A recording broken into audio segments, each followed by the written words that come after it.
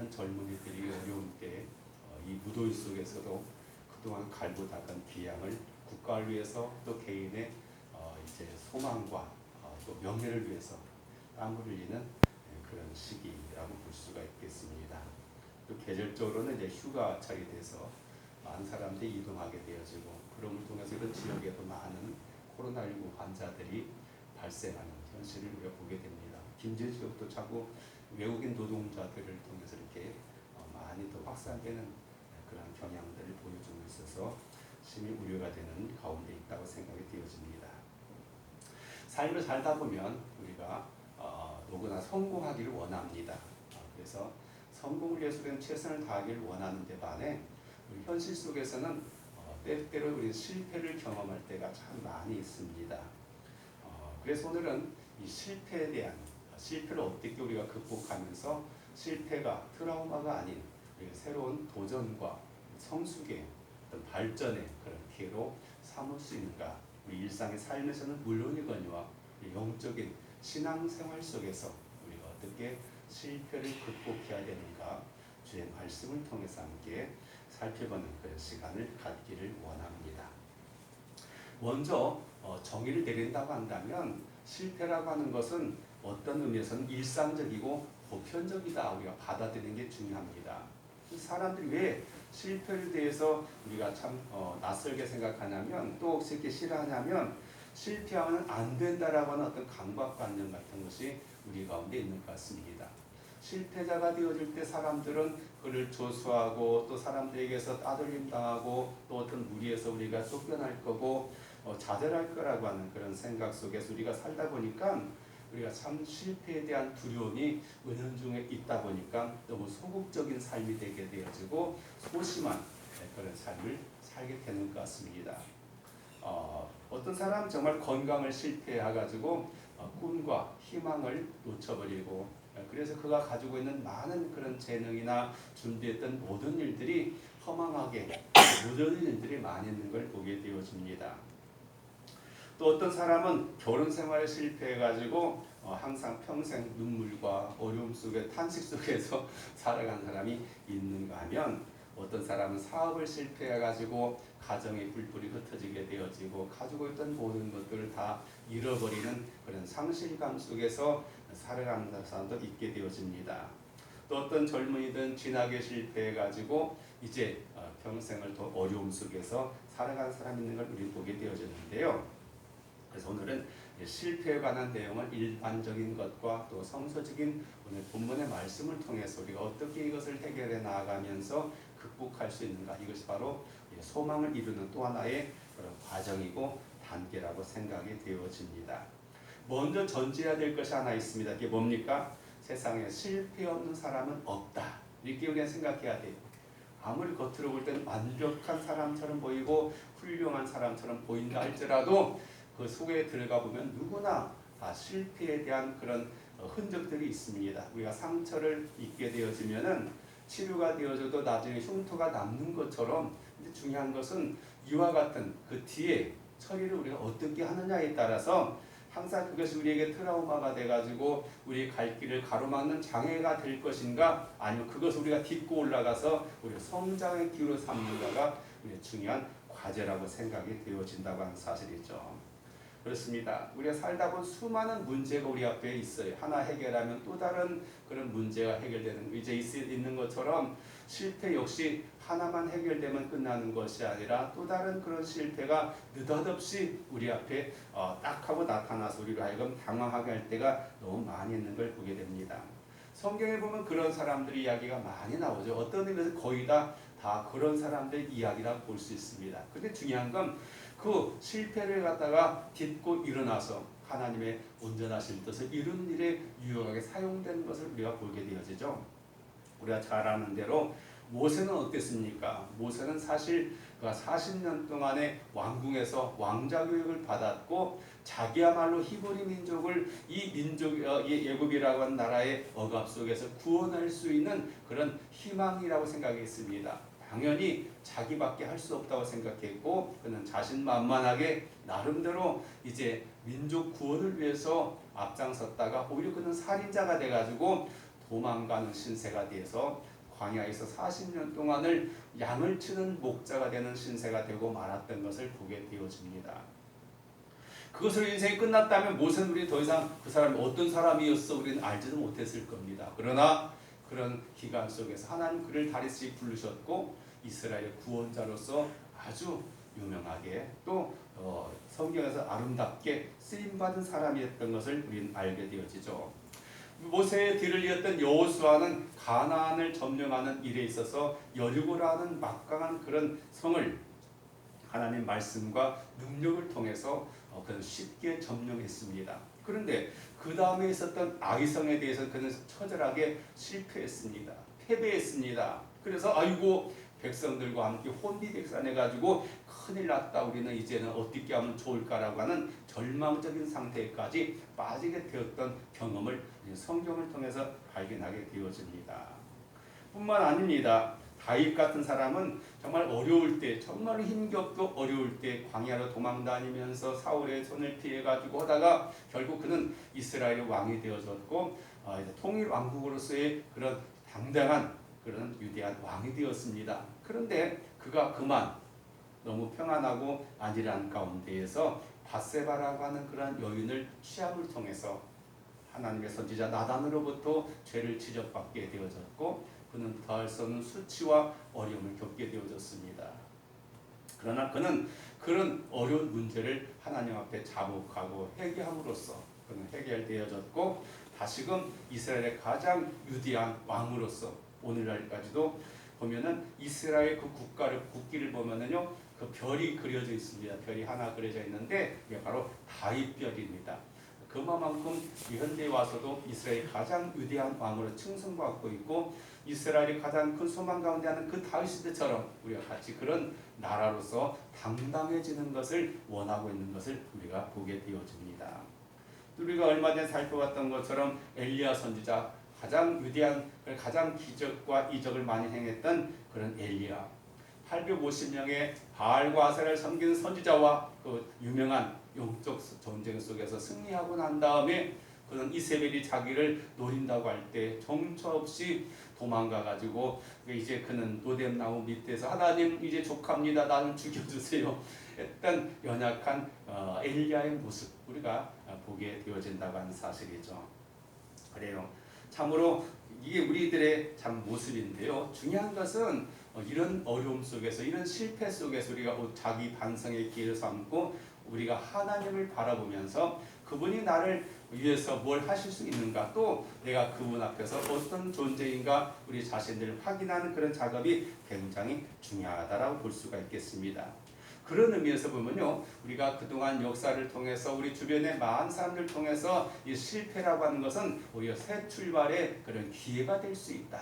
우리가 그렇게 받아들이면 실패가 두려워 실패가 두려워서 아무것도 안 할 거가 아니라 우리가 다시 한번 도전하고 또 우리가 그렇게 나아가는 그런 자세가 중요하다고 생각이 되어집니다. 그래서 발명왕이라고 일컫는 에디슨이 이렇게 말합니다. 나는 실패하지 않는다. 나는 모든 시도에서 무엇인가를 배우고 있기 때문이다. 오늘날 우리는 그 에디슨의 영향을 통해서 얼마나 많이 혜택받고 있습니까? 그가 발명한 전기, 이 전등 하나 만들기 위해서요. 그는 얼마나 많이 수천 번의 실패를 경험했습니다. 사람들 옆에서 보기가 조마조마하고 이걸 이루하고 싶었지만은 에디슨이 그렇게 말하고 있는 거죠. 나는 실패하는 것이 아니다.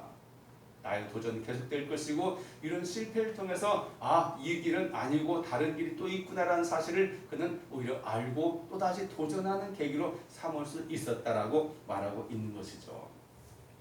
또 자동차왕 헨리 포드는 그 자동차를 만드는 과정 속에서 원래 그 전기를 보면은요 그는 그것을 원래는 전기로 만드는 자동차를 하려고 해서 지금은 우리가 이 전기 자동차가 있어가지고 많은 사람들이 이제 그걸 애용하기도 하는데 그때 헨리 포드가 처음으로 이 전기를 통해서 자동차를 만들려고 할 때는요 이것은 터무니없는 생각일 수밖에 없었어요. 왜냐하면 그 전기를 모터를 움직일 수 있는 그런 배터리를 하려면 이게 너무 덩치가 클 수밖에 없게 되어지고 그 덩치를 움직이려고 하면은 너무 큰 자동차를 만들 수밖에 없는데 그러면 역효되는 거죠. 이게 안 되는 거예요. 해결이 안 돼가지고 그는 어쩔 수 없이 내연기관 그런 자동차를 개발하게 되어졌는데 그는 그렇게 말합니다. 실패는 뭐냐? 더욱 현명하게 재출발한 사람에게는 기회일 뿐이다. 그렇습니다. 그렇습니다. 아이고 난 틀려먹었어. 나는 역시 안 돼. 이렇게 생각한 사람은 그냥 실패 앞에 넘어져가지고 아무것도 할 수 없지만 그러나 그는 그걸 딛고 넘어졌죠. 오늘날 우리나라가 정말로 세계적으로 모든 사람이 경탄에 맞지 않는 그런 경제 성장을 이뤘습니다. 물론 많은 요인들이 있었고 그동안 보이지 않는 많은 수고한 손길이 있는데 그 중에 한 사람 중에 누구냐? 바로 현대건설의 정주영 회장이라고 볼 수 있어요. 그가 했던 유명한 말. 그는 참으로 사람들이 볼 때는 불가능하다고 하는 그런 건설들을 갖다가 그는 이루었던 사람은 유명해요. 그가 했던 가장 중요한 말 중 하나는 뭐냐? 해봤어 라는 거죠. 해봤어. 사람들은 이론적으로 누가 어떤 다른 사람의 사례를 통해서 안 된다고 하는 고정관념 속에 살고 있었어요. 그러나 정주영 씨는 아니었어요. 오히려 그렇게 말을 해봤냐고. 그는 우리나라 최초로 우리가 잘 아는 그 자동차를 갖다가 만든다고 했어요. 사람들이 다 반대였고 그런 멍청한 짓 하지 말라고. 그 하나마나 실패다. 지금 현재 미국이나 일본이나 이런 유명한 자동차들이 있긴 있는데 우리나라 어떻게 그런 걸 만드냐. 그냥 그는 기꺼이 그걸 도전해서 오늘날 현대자동차가 세계 뭐 4번째가 5번째 되는 그런 자동차 회사가 됐잖아요. 모두 이것은 안 된다고 했었어요. 그러나 이제는 그렇게 인정받는 세계 어느 나라 가도 우리나라 자동차 다니면요 괜히 내가 돈 버는 것도 아닌데도 가슴이 와그하니 좋죠. 기분이 좋아요. 외국 가가지고 막 우리나라 삼성 제품이나 뭐 LG 제품이나 막 이 기아 자동차나 막 이런 것들이 막 있으면요 괜히 막 우리가 가슴도 뿌듯하고 그러잖아요.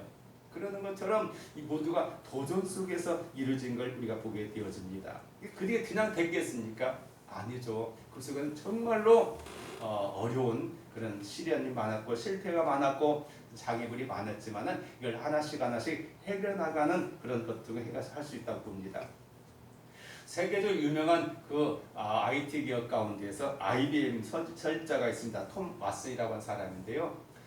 사실 지금은 뭐 굉장히 더 하지만 옛날에 처음에 할 때 그의 부사장이었던 부사장이 그에게 새로운 아이디어를 가져가지고 우리가 이런 제품을 개발하면은 앞으로 큰 장래성이 있겠습니다라고 하는 그런 것을 제시했습니다.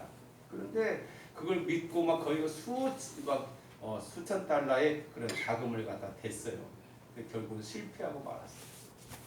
부사장이 아이고 그 책임을 져야 되잖아요. 그래가지고 그냥 사표 가지고 와서 내 능력이 이거밖에 안 되고 이거 죄송합니다 해가지고 사표를 냈어요. 그때 이 토마스 회장은 그에게 그렇게 말했습니다. 내가 소중한 사람은 내가 당신을 갖다 믿은 사람이고 내가 가장 소중하게 생각하는 것은 성공보다도 사람이 더 중요하다. 그리고 당신이 실패했다고 하는 것은 내가 그에 투자한 하나의 투자지 결코 실패한 것이 아니다. 그러니까 그 사람 다시 세워가지고 오늘날 세계 굴지의 그런 기업으로서 지금도 남아있는 것을 우리가 보게 되어진다고 하는 사실이죠. 여러분 그렇습니다. 이 실패를 우리는 부정적인 것이 아니라 긍정적으로 생각해 볼 수 있는 그런 자세가 필요하다. 그래서 실패는 어떤 의미에서는 성공의 에너지라고도 볼 수가 있겠습니다. 일본의 유명한 신학자 가운데 우찌무란 간조라는 사람이 있습니다. 그 사람은 이렇게 말합니다. 실패는 실패가 아니다. 실패는 성공이 이르는 단계다. 꽃이 떨어져 열매를 맺고 씨가 썩어서 싹이 나듯이 실패를 통해서 성공이 온다. 그렇게 말하고 있습니다. 그렇습니다. 우리는 자연을 통해서 그런 거 많이 볼 수 있죠. 우리는 꽃을 볼 때 꽃의 그 아름답게 화려하게 피었던 꽃의 아름다운 색채나 향기나 그 모양을 보고 와 이쁘다 하는데요. 저는 요즘에 그런 나이가 들 생각하는 것이 달라졌는가 몰라도 꽃이 다 피고 다 지고 난 다음에 그 다음에 남겨질 게 있어요. 앙상한 가지 속에 매달려 있는 그 씨가 있을 거예요. 그런 걸 통해서 와 참 부럽다는 생각을 갖게 되었어요. 우리 인생을 마감 짓고 난 다음에 저 꽃은 화려했던 그런 짓은 다 지나갔지만은 뭐가 있어요? 씨를 통해서 다음 세대를 예비한 거죠. 우리 집사람은 그런 꽃씨를 갖다가 이제 채집해가지고 다시 가는데 그걸 보면서 참 우리는 어떤가? 우리 인생은 어떤가? 우리가 이 땅에 살아가면서 사람마다 뭐 70년, 80년, 요즘 뭐 100세 이렇게 사는데 그 흔적들 속에서 우리는 어떤 씨앗, 어떤 흔적을 남겨놓고 그것이 다시금 이 땅에서 새롭게 재생산하면서 뭔가 활기있게 할 것인가를 생각해 보면은 갑자기 막 아득해질 때가 많아요. 내가 그동안 한 일이 뭐가 있는가, 뭘 남겨놓고 있고 뭘 남겨놓고 가는가라는 생각해 보면요, 참 꽃을 보면 참 한 해 살이밖에 안 되고 몇 달 있다가 시드는 꽃이지만 보면은요, 악착같이 그들이 남겨놓은 것은 뭐예요? 씨를 남겨놓겠어요. 정말 어떤 의미에서는요, 꽃이 향기를 품어내고 아름다운 색들을 달아가면서 화려하게 피는 이유가 뭐예요? 씨를 남기기 위한 겁니다. 우리는 꽃을 보고 환영하지만 그는 그 씨를 남기기 위해서 거기에 벌을 갖다가 초청하고 나비를 초청해가지고 꿀을 갖다가 먹고 향기를 내뿜으면서 그걸 수정해가지고 뭘 하기 위해서요? 씨를 남기기 위해서. 근데 오늘 우리는 화려한 꽃만 바라봐가지고 하지만 실상 그것은 하나의 사람 보기 이쁘라고 하는 것이 아니라 그가 필요한 씨를 얻기 위해서, 씨를 남기기 위해서, 수정하기 위해서 그것들을 이용하기 위한 하나의 방편이라고 생각해 보면요, 우리가 다시 한번 우리가 보는 사물에 대해서, 사람이나 어떤 사건이나 어떤 일에 대해서 우리가 보는 시각을 달리해야 되지 않겠는가라는 생각도 가져보게 되어져요. 여러분도 그런 걸 볼 수 있는 그런 눈이 있으면 좋겠어요. 그럼 우리가 사람을 볼 때도 마찬가지죠. 어떤 화려한 면만이 아니라 그 사람이 그동안 살아왔던 모든 흔적들 속에서 그 속에 내재되어져 있는 이런 것들을 볼 수 있는 그런 눈이 있다고 한다면 진정한 아름다움을 볼 수 있어야 돼요. 참된 아름다움은 겉으로서 드러난 아름다운 색채나 화려한 모양에 있는 것이 아니고 그 속에 담겨져 있는 이런 이면들이 있음을 우리가 기억할 필요가 있다고 생각이 되어집니다. 결국 이것은 우리의 사고방식이나 생각 속에서도 많이 좌지우지 될 수 있다고 생각이 되어집니다. 우리가 야구가 요즘 더 많이 되어지고 있는데요. 그 야구하면은 가장 유명한 사람 중 하나가 베이브 루스라고 하는 홈런 왕이죠. 그가 714개의 홈런을 쳐가지고 아주 미국에는 야구하면은 저절로 떠오르는 그런 사람입니다. 그런데요, 홈런을 714개나 쳐가지고 굉장하다고 생각하는데요, 실상 그 홈런을 치기 위해서는요, 그는 1330번의 삼진 아웃을 당했어요. 헛스윙 가지고 당하는 것이 삼진이에요. 그러나 이런 헛스윙이 있었기에 그 속에서 714개의 홈런을 칠 수 있다는 사실을 보게 돼요. 근데 사람들은 그 삼진 아웃에 대해서 기억하지 않아요. 그가 쳤던 홈런에 대해서 와, 역시 홈런왕, 이거 생각하는 거죠. 오늘 우리도 마찬가지. 우리가 어떤 실패만 두려워하고 다른 데 부정적인 어떤 여론이나 그 태도에 대해서만 생각하면요, 우리는 정말 아무것도 알 수가 없어요.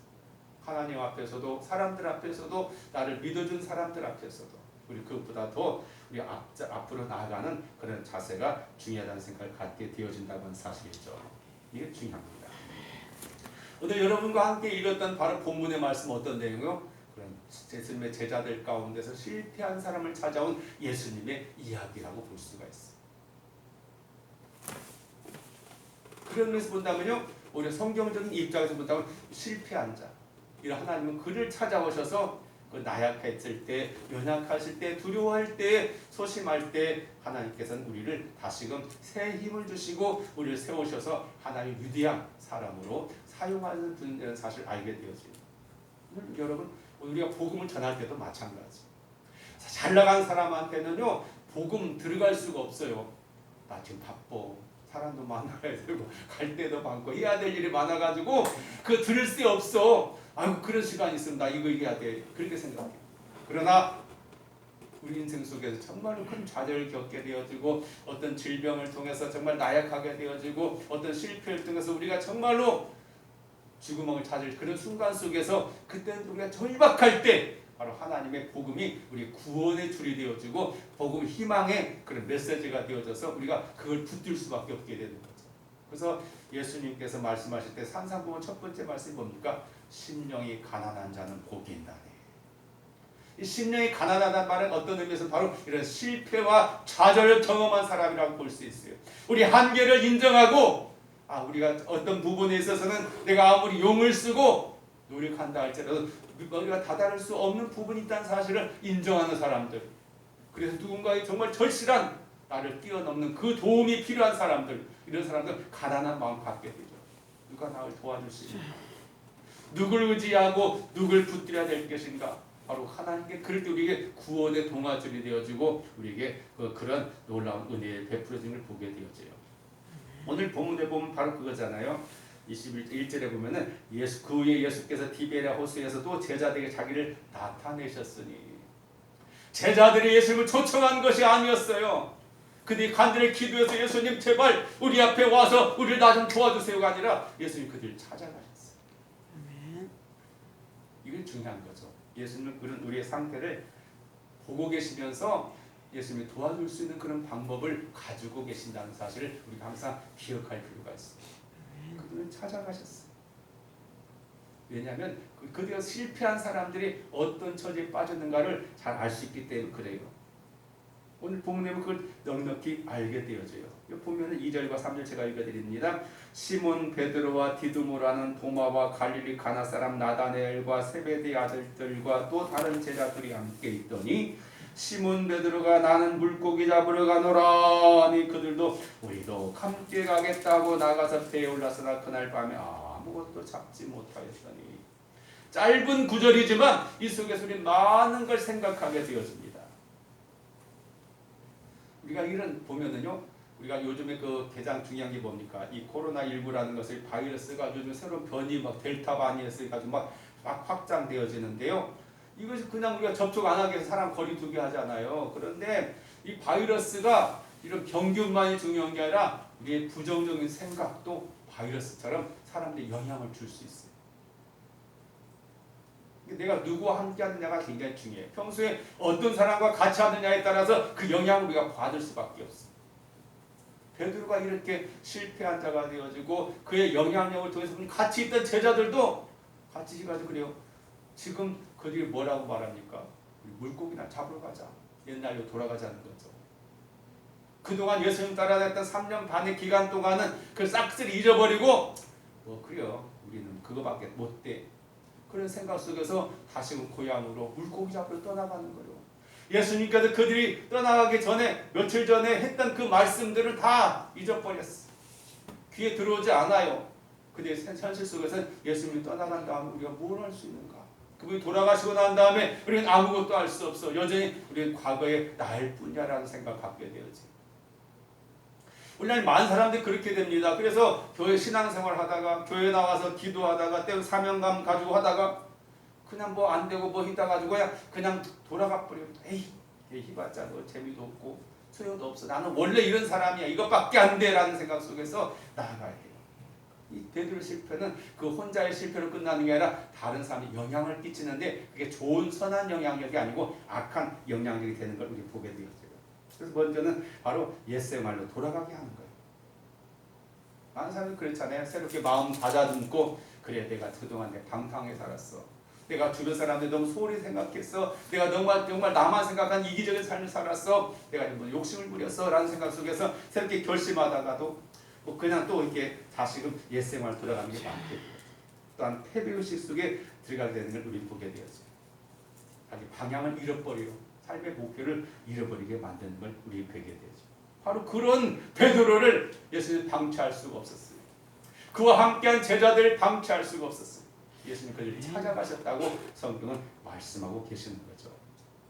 어떻게요? 그를 치유하기 위해서 다시금 원자리로 예수님이 원하시는 방향과 그 위치 속에 세우기 위해서 예수님 그를 찾아가시고 그를 일부러 만나주시는 걸 보게 되죠. 그래서 그들은 제자들과 함께 고향으로 갔습니다. 거기서 밤새도록 고기를 잡았는데 그날 밤에 아무것도 못 잡았어. 이게 이제 달라진 거예요. 자기는 나만 그냥 와면 되는 줄 알아요. 근데 이게 달라진 거죠. 왜요? 우리 안은 하나님의 거룩한 말씀과 그의 거룩한 씨가 우리 안에 심겨지면은요 세상에 나가서 적응이 잘 안 돼요. 이것도 아니고 저것도 아니고 정말로 엉거주춤 될 수밖에 없게 되죠.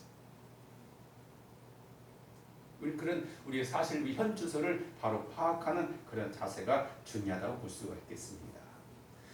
그래요. 이 실패한 사람을 어떤 삶을 어둡게 보게 되어지고 부정적인 시각으로 보게 되어지는 것을 우리는 알게 되어져요. 오늘 본문은 아니지만은 15절에서 17절까지 말씀 예수님께서 그를 치료하기 위한 하나의 그런 대화가 나오죠.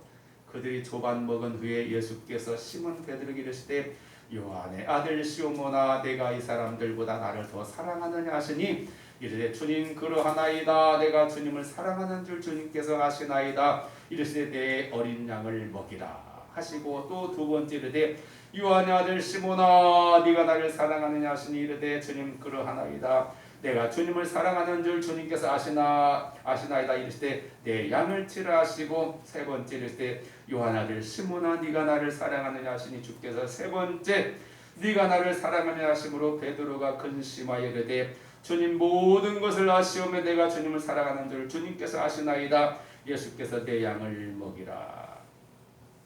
재밌는 이야기가 보면은요 이렇게 보여져요. 오늘 우리가 읽었던 말씀 속에 보면은 그 14절에 보면은 예수님께서 살아나신 후에 세 번째로 이 제자의 베드로에게 나타나셨다 말씀하셨어요.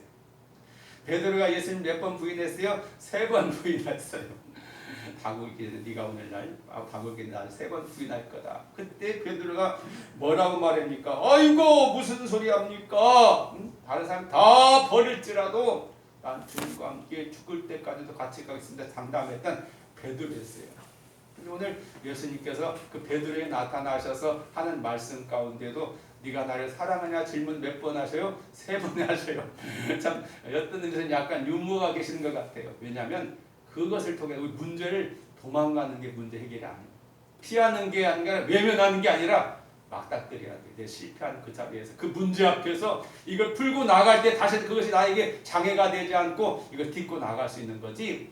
자꾸만 그냥 어렵다고 해서 피하기만 하고 미루면 하면 언제든지 그 문제가 우리 앞에 가로막는 장애가 되어지고 우리 발걸음, 우리 발목을 붙잡아가지고 더 이상 전진하지 못하도록 하는 요인이 된다고 하는 사실을 알게 되어진다고 하는 사실이죠. 그래서 예수님은 먼저 실패한 자를 찾아오시고 그 다음 두 번째 중요한 것은요 예수 실패를 통해서 성숙하게 하는 것을 우리 보게 되어진다고 하는 사실이죠. 왜 베드로가 실패했습니까? 뭐 요인은 여러 가지 생각해 볼 수 있겠습니다만은 한 네 가지 생각해 볼 수 있어요. 첫 번째 바로 예수님의 경고를 듣지 않았어요. 누가복음 22장 31절에서 34절에 보면은 바로 그 밤에 예수님께서는 바로 몇 시간 전에 베드로에게 말씀했잖아요.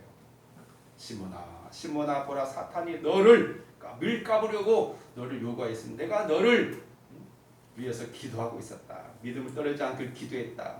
너는 돌이킨 후에 내 형제를 굳게 세우라.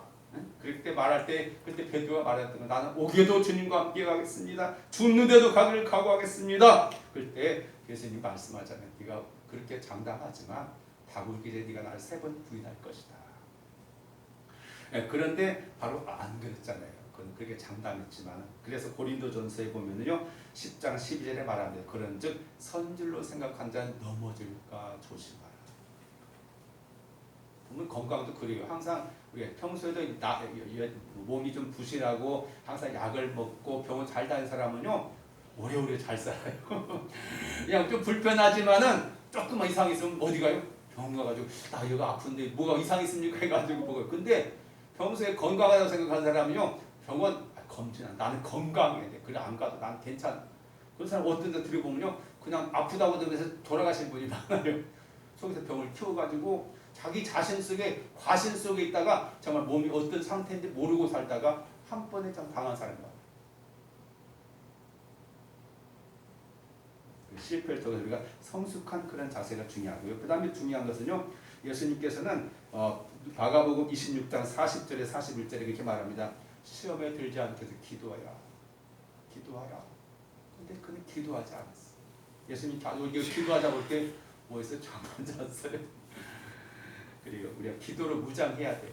근데 자꾸 그냥 일상생활 이런 일 저런 일 때문에 바쁘다 보면은 아이고 기도할 시간이 어디가 있어요? 그냥 시간 부족해가지고 그냥 이것도 저것도 해야 될 일 많은 산더미처럼 많은데 몸도 피곤하고 바빠 죽겠는데 아이고 그건 나중에 여유가 있으면 하겠습니다라고 생각할 때가 많은데 근데요 하나님께서 우리가 괜히 그냥 우리 바쁜 줄 몰라가지고 그냥 하나님께서 자기 그분 생각만 해가지고 하는 게 아니에요.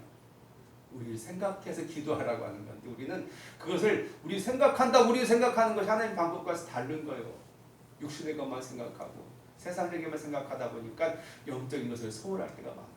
이런 것 하나하나가 쌓여져 가지고 우리 믿음이 되어지고 정말 어려움 당할 때 하나님을 더 신뢰하고 믿음을 통해서 승리할 수 있게 되는데 소홀히 하다가 정말 어려움 당하면 준비된 게 없잖아요. 마치 예수님이 말씀하셨던 것처럼 예수님 오실 때 사람 기름 준비해야 되는데 미리 준비해 놓은 사람은 왜요? 준비가 되어 있기 때문에 기름 떨어지면 다시 넣으면 돼. 근데 문제는 준비가 안 된 사람은, 나중에 하겠다고 한 사람은 준비가 안 돼 있어가지고 당황하다가 아이고 어떻게 하면 좋아요 방방 굴다가 문 닫고 난 다음에 물 두드려 맞아 소용없다고 하잖아요. 이게 바로 이런 요인이 다 있는 거예요. 지혜 있는 사람은 평소에 시간을 잘려가지고 바쁠수록 더 이런 것들에 대해서 다 이렇게 저렇게 해놓은 거죠. 근데 어떤 사람은 한 가지만 생각해가지고 주님 말씀 소홀히 하는 걸 바로 베드로가 우리에게 보여주고 있어요.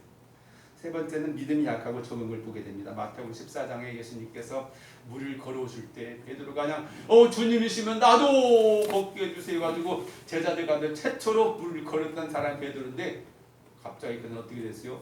물을 걷고다 보면 바람이 일고 막 물고 놀래가지고요 물에 빠져들어가면서 아이고 예수님 나도 살려주세요 이럴 때 의심하여야 되나 믿음이 적은 자여. 요인이 뭡니까? 믿음이 적어지면 이렇게 시험에 들 수 있다. 그리고 누가복음 22장에 보면요 예수님이 베드로가 예수님 부인할 때 결정적인 장면은 뭐냐면 그 주변에 누가 같이 있었냐면은 그 굴죄고 있는 사람도 있었어요. 이게 참 중요해요. 내가 현재 어디에서 누구에 소속돼 있는가. 세상 사람과 계속 그 눈치 볼 수밖에 없어요. 내 체면 때문에 또 그들에게 내가 어떻게 보일까 하는 것 때문에 그러다 보니까 이렇게 넘어질 수밖에 없는 걸 우리 보게 되어지죠. 바로 그런 베드로를 예수님 찾아오시고 회복하려고 하고요. 그러면서 예수님이 어떻게 하셨습니까? 실패를 선용으로 바꾸는 걸 보게 됩니다. 오늘 읽었던 15절에 보니까 그렇게 말하잖아요. 뭘 물어봅니까? 너 왜 그렇게 했어? 내가 그렇게 너한테 말했잖아. 왜 그걸 못 지켰어? 꾸짖는 게 아니고 예수님 질문은 한 가지밖에 없었잖아요. 뭐요? 네가 나를 사랑하느냐? 네가 나를 사랑하느냐? 이 사람 변치 않았느냐? 그때 베드로가 말하잖아요. 네, 주님 그러하나이다. 주께서 아시지 않습니까? 그래요. 주님께서는 뭐 이 책망이 문제가 아니라 해결이 아니라 사랑이 중요한 걸 알았어요. 보다 우리 긍정적인 걸 끌어내시고 할 수 있는 것이 무엇인가에 그것에 그늘 가진 걸 우리 보게 되어져요. 그래서 뭐라고 말합니까? 이제 너는 내 양을 처음에 먹이라, 내 양을 치라, 내 양을 먹이라 이렇게 양을 먹이라고 하는 그런 사명을 주신 것을 보게 되어져요. 예수님께는 첫 번째 만났을 때 그랬잖아요. 내가 너는 사람을 낳는 어부가 되게 하겠다. 그리고 나서 우리가 사도행전 보면 어떻게 베드로가 설교 한번 했더니 막 3,000명이 막 회개해가지고 막 예수님께 돌아온 놀라운 역사가 나타나잖아요. 바로 그 자리에 세우기 위해서. 근데 만일 예수님께서 그냥 놔뒀다면 실패해가지고 나는 실패자야. 주님을 팔아먹은 부인 못하고 부인했던 사람이라고 해서 자책 속에 빠져가지고 있다면 얼마나 이게 아까운 일이에요. 오늘도 우리도 마찬가지로 우리 베드로는 아니지만 하나님께 우리 나름대로 우리가 해야 될 역할들이 있어. 우리가 사는 삶의 현장 속에서 하나님께 기대하는 바가 있어. 우리 그래서 이런 실패를 잘 극복하고 일어나는 그런 자세가 중요하다고 볼 수가 있겠습니다. 그래서 결국 이 베드로는 많은 일 했잖아요. 네가 내 형제를 굳게 하라 해가지고 우리가 잘 아는 마가복음 복음서 가운데 가장 먼저 쓴 마가복음 그 마가의 스승이 누구냐면 바로 베드로예요.